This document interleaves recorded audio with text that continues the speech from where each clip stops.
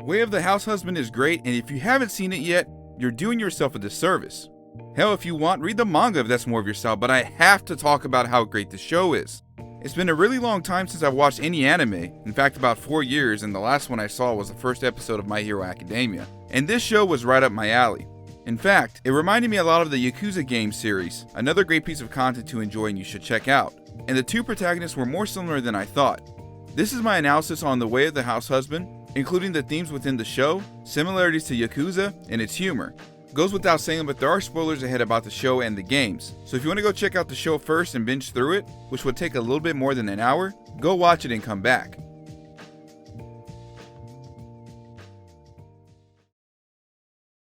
The Way of the House Husband, or known in Japan as Gokushufuro, apologies in advance for butchering that, follows the life of Tatsu, former legendary Yakuza once known as the Immortal Dragon, who has since retired from his life of crime into a, you guessed it, a house husband.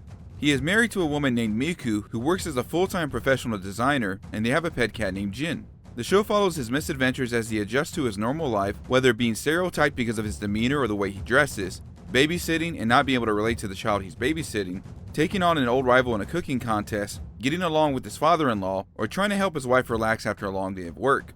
Although I've read very little of the manga, it seems to be based on chapters 1 through 23 and 26 and 27, as each episode contains 5 mini-episodes. There are also some episodes focused around Jin that usually close the episodes out, which are based on bonus chapters from volumes 1 through 3. One reason this show works so well is the execution of its humor. Tatsu takes things so seriously, especially his role as a house husband, but he is kind to those around him and goes the extra mile to help others in need. One of these classic moments is his use of Yakuza-like language at the grocery store, asking for a white powder, you know, the good stuff, when in fact he is asking about flour. A little bit later after this, Miku asks to change his clothes, so he finds the perfect apron to ward off those who might think he's Yakuza, though this time they just think he and Miku are weird. Another personal favorite of mine are the mini episodes focused on Jin the cat. There's a very humorous episode where he encounters another cat and they have a fiasco about doing their business in the garden versus a litter box. Another favorite of mine is where he defends the other vendors at a flea market from a shakedown by the Sato Watari group. Although he's still using his Yakuza-like language to de-escalate the situation, they think that he's implying that it will rip them to shreds because of his legendary reputation, although he is simply trying to make a trade to get them to go away. The deadpan style of comedy relates to the animation of manga style, as they are short stories of his adventures. So while the animation isn't full-on anime style, it is almost a comic strip of each frame as it goes along to its conclusion. The voice actors do such a great job of making these characters believable and come to life that it was such a great show to watch, and it reminded me so much of Yakuza Kiwami, which we will get to later. Let's talk about one of the subtle themes that are evident in the show. The first is how appearances can be deceiving. Although he is stereotyped because of the way he talks, the way he dresses, which is very reminiscent of a Yakuza, and his actions that seem shady at times, Tatsu is caring, loyal, and friendly at heart. In his marriage, he goes out of his way to make Miku feel loved and appreciated, as seen when he surprises her with a birthday cake and birthday party when she comes home from work. He also tries to get her to unwind after a long day of overtime, although it somewhat backfires because he overdoes his efforts in trying to make her relaxed. When he is babysitting Ryota, although he is scared of Tatsu at first, Tatsu opens up and begins to keep him entertained and also manages to provide a snack. He also doesn't get angry at Ryota for breaking Miku's Cobalt police figurine, and instead goes so as far to try to bury the figurine, and even take fault when Miku arrives home in the event that she gets upset.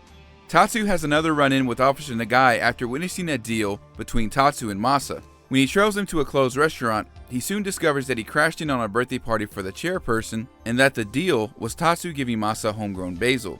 Even when suspecting a briefcase, it turns out that it only holds potpourri. Another theme in this show is second chances and adjusting to a life post-crime.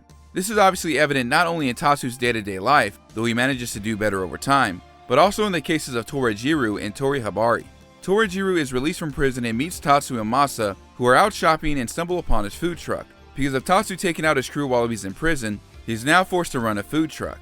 Still holding a grudge, he challenges Tatsu to a food battle where Torajiru creates a Jumbo Deluxe tropical fruit crepe while Tatsu creates an almond jelly and fruit jam.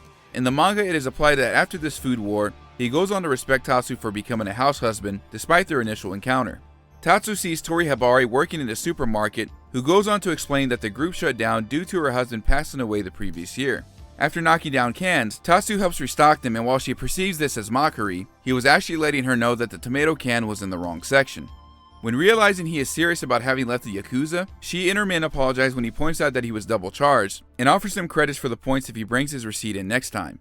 Although a lot of examples could be brought up about Tatsu, the most prominent one is where he meets with his former boss. The boss is surprised to hear that Tatsu is now a house husband, and witnesses Tatsu's ability to whip up food for his dog Pinky, who has only been eating her treats. Realizing how happy he is, he states that this is where he belongs to his men. Another theme within the show is family and love and the bond it creates. When Masa can't understand why Tatsu left the life of Yakuza behind, Tatsu responds that he still protects his family but in a different way and can't do it with violence, implying that his love for Miku is more important than his life of crime. When running into Kunimi, who thinks Tatsu is attacking him, Tatsu eventually gets through to him that he left his life behind and gifts him with a pair of gloves. This gets to Kunimi, who is reminded of growing up poor with his mother and how she was able to get him gloves. Kunimi is shown to appreciate these gloves greatly before the next episode starts.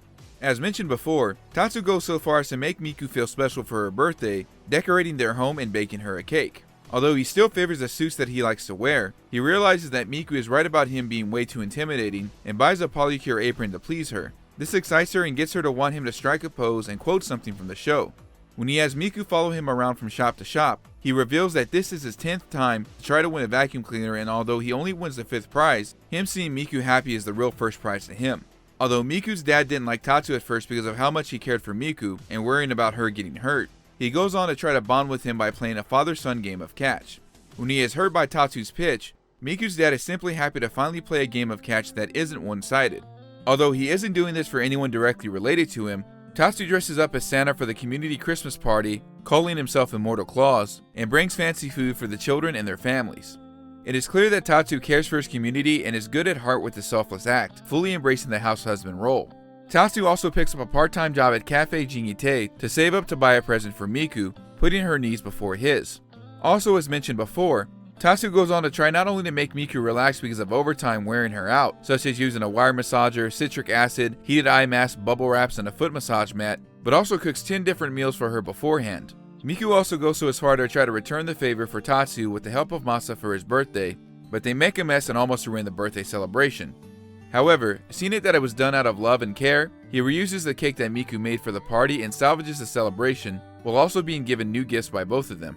Last but not least, as mentioned before, he fully embraces the role when cleaning up the apartment before guests come over, cooking meals and snacks for the guests, and making everybody feel at home.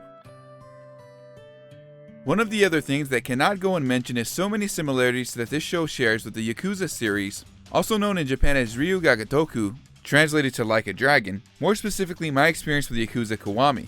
Like Tatsu, Kiryu Kazuma is a former legendary Yakuza who adapts to civilian life in the world that has changed around him. Despite his stoic demeanor, Kiryu is good-hearted and honorable, much like Tatsu. He is not afraid to go out of his way to help other civilians in need, as noted by the many humorous sub-stories of the Yakuza franchise.